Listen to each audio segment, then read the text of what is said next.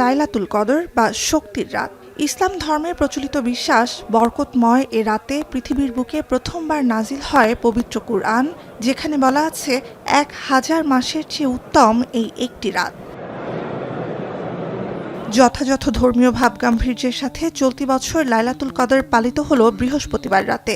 মুসলিম বিশ্বের প্রাণকেন্দ্র সৌদি আরবের মক্কায় মসজিদ আল হারামে কাবা প্রাঙ্গণে জড়ো হয়ে নামাজ পড়েন হাজারো মানুষ। মক্কা মদিনার পরই মুসলিমদের কাছে তৃতীয় পবিত্রতম ভূমি হিসেবে স্বীকৃত জেরুজালেমের আল আকসা মসজিদও মুখর ছিল মুসল্লিদের পদচারণায়। 1,80,000 ফিলিস্তিনি আল আকসায় রাত ভর নামাজ পড়েন বলে জানায় কর্তৃপক্ষ। ইসরায়েলি সেনাদের কঠোর তল্লাশি পেরিয়ে দিনের বেলাতেই শুরু হয় মুসল্লিদের আনাগোনা। من الفرحة وقعدت أبكي اللي طلع لي تسريح إني أزور المسجد الأقصى. وكانوا على الوحدة وكانوا على الثنتين وهي صار 2.5 وإيش بقول على 3 وقت ما بدهم।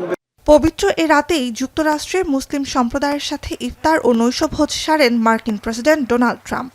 হোয়াইট হাউসে আমন্ত্রিত অতিথিদের উদ্দেশ্যে বক্তব্য রাখতে গিয়ে দাবি করেন, দ্বিতীয় মেয়াদে ক্ষমতায় ফিরতে রেকর্ড সংখ্যক মুসলিম ভোটারের সমর্থন পেয়েছেন তিনি।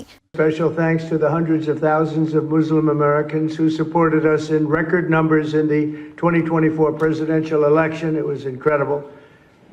We started a little slow with you, but we came along.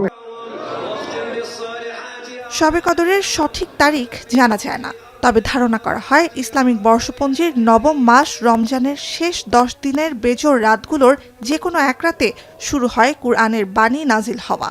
প্রতি বছর 27 রমজান রাত ভর একযোগে আল্লাহর ইবাদতে ধ্যানমগ্ন হন সারা বিশ্বের প্রায় 200 কোটি মুসলিম। নুসহাত কামাল, এখন বিশ্ব। মাঠের অলরাউন্ডার আমি, আর ঘরের all rounder Tylox. Tylox toilet cleaner, clean মানেই টাইলক্স।